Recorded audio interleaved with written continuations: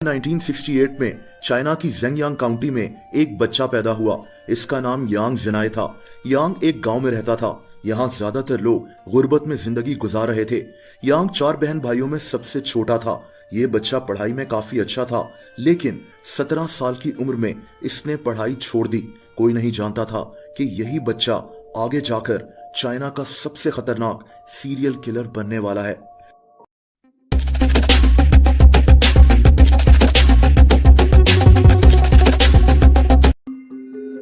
दोस्तों, पढ़ाई छोड़ने के बाद यांग ने अपना घर भी छोड़ दिया। ये चाइना में जगह जगह ट्रैवल करने लगा। यांग इस दौरान हर तरह का काम करता था और कुछ दिनों के बाद वो जगह छोड़ देता था। लेकिन दोस्तों, इसके साथ साथ ये चोरियां भी करना शुरू हो गया। एक दफा इसे किसी दूसरे शहर सफर करना था, लेकिन इसके पास पैसे नहीं थे, तो इसने एक औरत का पर्स चुरा लिया। लेकिन ये पकड़ा गया और इसको जेल भेज दिया गया। लेकिन जेल से निकलने के बाद भी इसने चोरी करना नहीं छोड़ी। दोस्तों, 1996 में यांग को एक लड़की को हरास करने के जुर्म में 5 साल की सजा हो गई। इतनी सजा काटने के बाद इसने तहैया कर लिया था कि ये अब कोई जुर्म नहीं करेगा। लेकिन दरअसल ये आदमी पहले से ज्यादा खतरनाक हो चुका था। दरअसल जेल काटने के बाद ये एक लड़की से मिला। यांग इसको पसंद करता था और इससे शादी करना चाहता था। लेकिन जब इस लड़की को पता चला कि यांग 5 साल जेल में गुजार कर आया है, तो इसने यांग से शादी करने से इनकार कर दिया। यांग के दिल में इस वाकये के बाद शदीद गुस्सा भर गया था। इसका दिमाग पहले ही जुर्म की तरफ माइल था और अब इसे लगने लगा कि पूरी दुनिया इसके खिलाफ है। ये अपनी गलतियों की सजा मासूम लोगों को देना चाहता था और तभी इस इंसान ने चाइना में जुर्म की ऐसी दहशत फैलाई जो नाकाबिले यकीन है। दोस्तों, यांग लोगों के घरों में घुसकर लोगों को कत्ल करना शुरू हो गया। इसके मुताबिक इसको इस तरह से खुशी मिलती थी। यांग ज्यादातर गांव में रहने वाली फैमिलीज को टारगेट करता था। ये हर घर पर नजर रखता था और फिर रात में सोई हुई फैमिली पर अटैक कर दिया करता था। ये आदमी हर अटैक में मुख्तलिफ साइज के जूते पहनता था ताकि पुलिस को जूतों के निशान से लगे कि ये कोई और इंसान है। ये कत्ल करने के बाद अपने कपड़े भी जला दिया करता था और अपने वेपन्स को जमीन में दबा दिया करता था।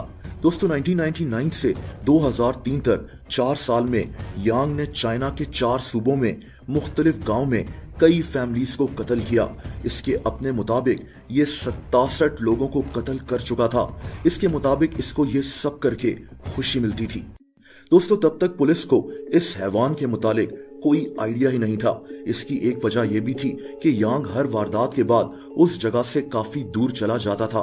कई फैमिलीज की जिंदगियां उजाड़ने के बाद भी यांग बड़े आराम से अपनी जिंदगी गुजार रहा था।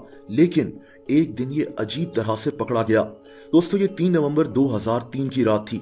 चाइना के शहर कैंगजाओ में एक नाइट क्लब था। इस नाइट क्लब में पुलिस रूटीन की चेकिंग कर रही थी।